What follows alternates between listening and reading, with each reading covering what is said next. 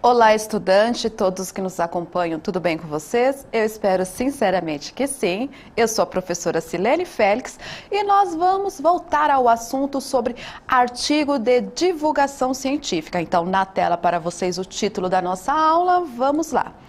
O discurso no artigo de divulgação científica. Então, retomando, na aula anterior nós falamos um pouquinho sobre artigos de divulgação científica, agora é continuação. Pelo menos 3 aulas vamos falar sobre este assunto. Tudo bem? Então, na sequência aí para vocês, os nossos objetivos. Então, na tela, vamos lá. Objetivos da aula. Reconhecer a presença dos discursos no artigo de divulgação científica, utilizar-se do elemento ou de elementos da hipótese como uma ferramenta de reflexão sobre as funções da utilização. Então, quando eu digo que nós vamos pensar ali em reconhecer a presença do discurso, o que é o discurso? Você consegue recordar aí o que é o discurso? Só para retomar de maneira bem sucinta aí, discurso é a pessoa que fala ou quem está ali, que você consegue reconhecer a presença de quem está narrando, contando o fato, a história, enfim. É só relembrar a questão dos elementos da narrativa, quando o discurso é direto, indireto ou indireto livre. Eu vou colocar na tela, eu vou escrever um pouquinho para ver se vocês recordam. Então vamos lá. Por exemplo, quando eu digo aqui discurso, nós temos o discurso direto, então é bom recordar, né? O indireto e o indireto livre. Ó, o livro da professora, que feio, né? Vamos lá.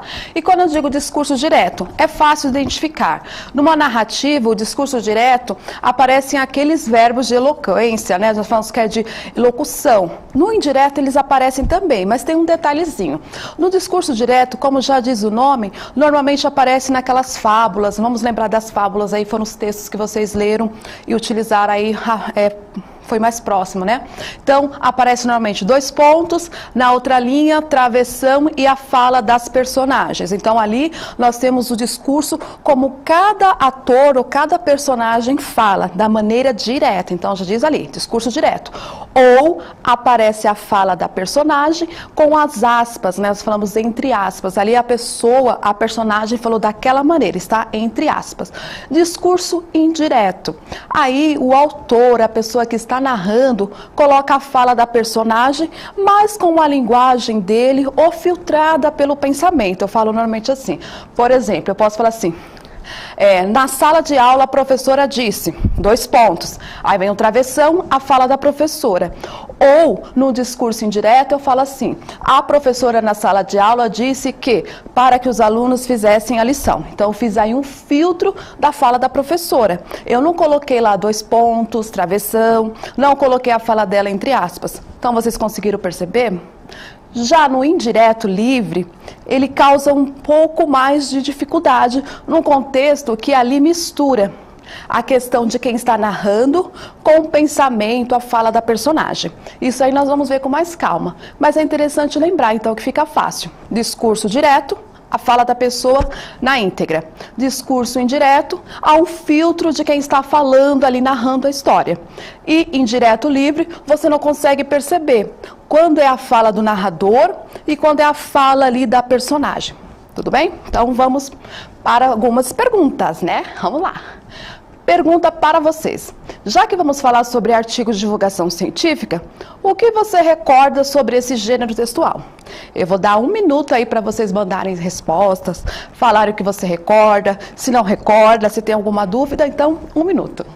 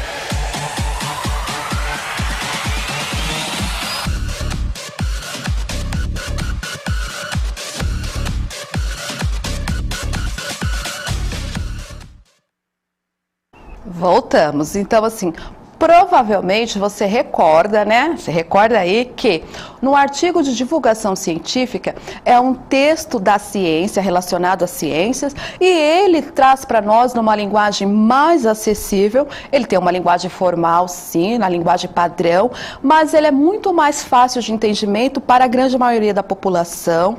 É um texto onde tem a parte da introdução, desenvolvimento e conclusão, assim como a maioria dos textos, e ele também traz algumas informações que nós vamos entender de maneira fácil. Então, jornalistas, professores, estudantes utilizam esses textos porque eles estão numa linguagem muito mais acessíveis, diferente de um artigo científico. Se o nome for artigo científico, aí normalmente os cientistas escrevem para os próprios cientistas. Então, normalmente tem uma linguagem um pouco mais complexa, tudo bem? Então, provavelmente você lembrou disso.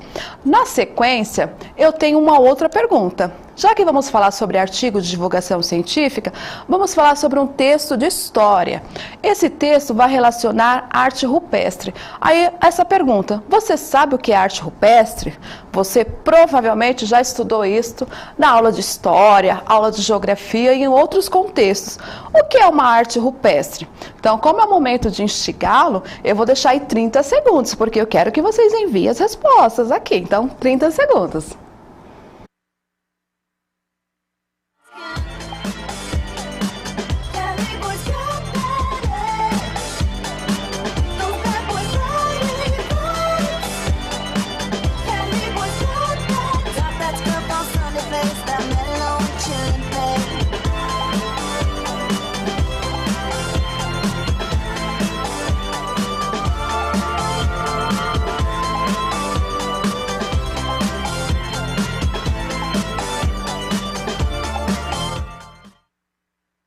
Então, provavelmente, eu digo provavelmente, porque assim, às vezes pode acontecer de esquecermos, né? Então, você recorda que arte rupestre são aquelas pinturas que eram feitas nas cavernas, né, nos abrigos. Então, uma das, né, ou considerada a primeira linguagem aí, o meio de comunicação. E nós vamos discutir um pouquinho sobre isso. Na sequência, nós temos um texto aí, ele tem quatro partes. Então, eu vou ler cada fragmento e falar com vocês aí sobre arte rupestre. E vocês vão perceber que este é um artigo científico e ele foi retirado do jornal da USP, ele é de 2018. Esse texto se encontra no caderno Aprender Sempre, volume 3, página 15, tudo bem? Então vamos lá. Olha o fragmento aí. O título: Arte rupestre pode ajudar a entender como a linguagem humana evoluiu. Estudo com a participação da USP sugere que as pinturas rupestres representam uma modalidade de expressão linguística. É um texto escrito por Denis Pacheco, da editora, né, Ciências Humanas. Então, nós temos um título e um subtítulo.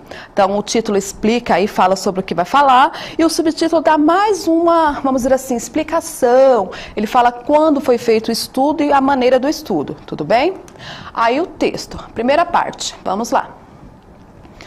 Compreender como os primeiros humanos desenvolveram as capacidades de expressão desembocaram na linguagem. Vamos voltar essa parte aí. Compreender como os primeiros humanos desenvolveram as capacidades de expressão que desembocaram na linguagem que nos diferenciam das outras espécies. Foi tema de um artigo publicado no periódico Fronteiras em Psicologia, em fevereiro deste ano, no caso 2018. Liderado pelo pesquisador Shigeru, desculpa o nome aí, vamos falar a pronúncia, Miyagawa, professor do Instituto de Tecnologia de Massachusetts, nos Estados Unidos, com a participação dos linguistas, né, Cora Lessuri e Vitor Nóbrega, da Faculdade de Filosofia, Letras e Ciências Humanas da USP. O estudo sugere que as pinturas rupestres representam em si mesmas uma modalidade de expressão linguística. Então, eu fiz com calma aqui a leitura, temos a primeira parte do texto, eu dei uma acelerada, mas tem que voltar porque eu esqueço que tem um pessoal de Libras, então calma aí, né? Tem muitas palavras complexas. Agora, a segunda parte, que no caso é a terceira do nosso texto. Vamos lá. Continuando.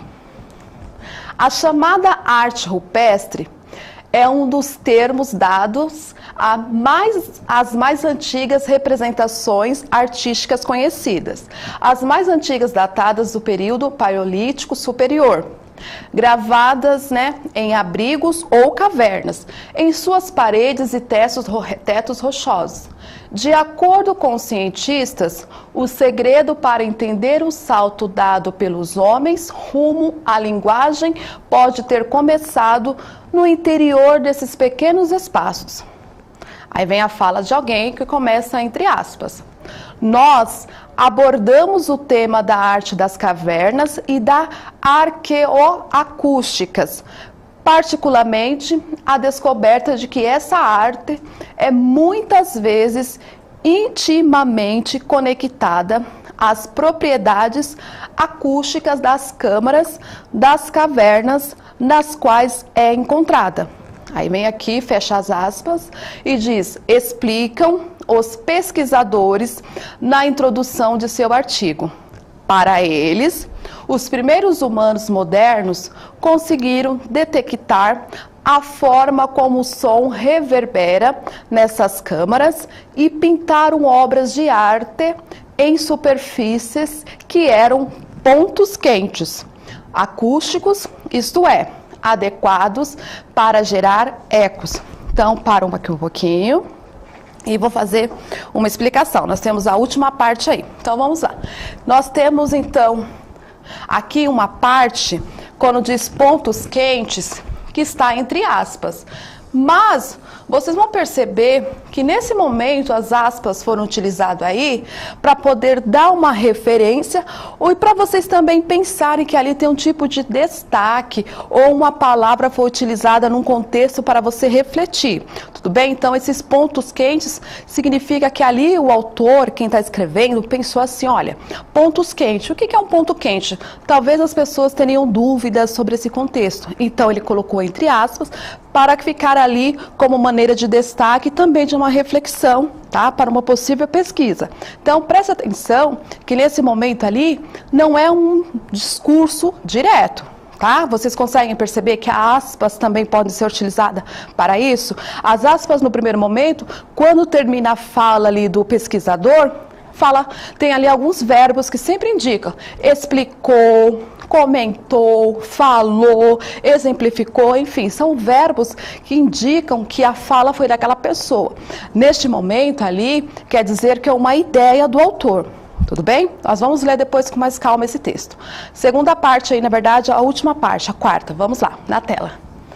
A partir, então, dali, os linguistas argumentam que a arte das cavernas seja uma forma de transferência de informação de modalidade cruzada, em que os sinais acústicos são transformados em representações visuais simbólicas. Ou seja, tá? Então tá entre aspas para dar destaque e para você pensar na pesquisa. Ou seja, vem a explicação. Um primeiro indicativo de como a mente simbólica desses primeiros humanos modernos tomou forma em linguagem concreta e externalizada. Então, primeiro, aí no finalzinho ele explica o seguinte, sabemos que essas pinturas ou essa arte eram feitas em locais que teriam ali mais passagens e também representaria sons, porque ele fala ali, pensa a parte do som, da acústica, porque aquele ali também tinha uma parte de som, e o som, o sinal também ia reverberar, ali no contexto, isso é interessante, não somente pelo desenho em si, a arte, a linguagem, mas também no contexto de locais específicos, pensado no som produzido. Olha que interessante, então a linguagem era externizada, colocada para fora desta maneira, porque essa pesquisa vem trazer isso, o que diferencia o ser humano dos outros seres, é a capacidade de linguagem, a capacidade de comunicação, nesse sentido. Vamos lá que tem perguntas. Próxima. na tela. Duas perguntas aí para começar. Vamos lá. De acordo com a leitura desse texto, qual é o enfoque do texto? Qual é o assunto e o tema? Você se recorda o que é um assunto, o que é um tema? Então vamos lá. Segunda, você poderia encontrar um texto como esse em que lugar? Justifique a sua resposta. Primeiro, já mencionei que é um artigo de divulgação científica. E qual é o assunto? Qual é o tema? Eu vou dar 1 minuto para vocês e vou pedir para eles intercalar com a primeira parte da introdução do texto, para vocês aí terem auxílio. Então, vamos lá. 1 minuto.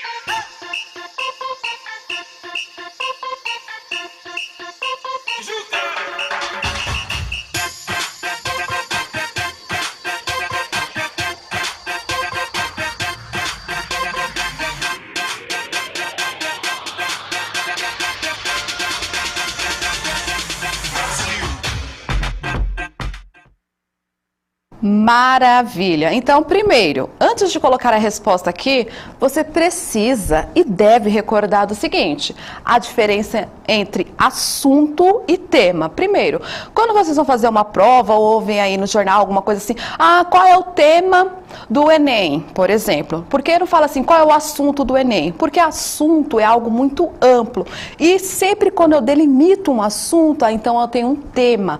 Por exemplo, ele está falando sobre a questão de história. Se eu falo de história, assim como você estuda cada aula ou sempre estudou algo diferente, a história é algo amplo. Porém, eu estou delimitando, e quando eu delimito, então eu tenho um tema.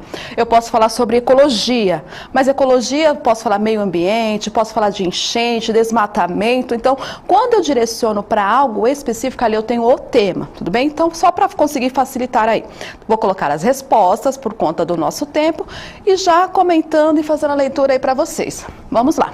Assunto se refere sobre uma pesquisa da história, que é a evolução, né, humana. Então, preste atenção. Poderia falar de qualquer parte da evolução humana.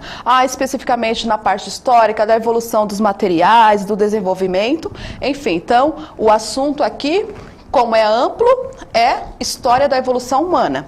E ele já se delimita, vai para a parte do tema, que é a temática, sobre a linguagem, então, por meio da arte rupestre. Tranquilo até aí?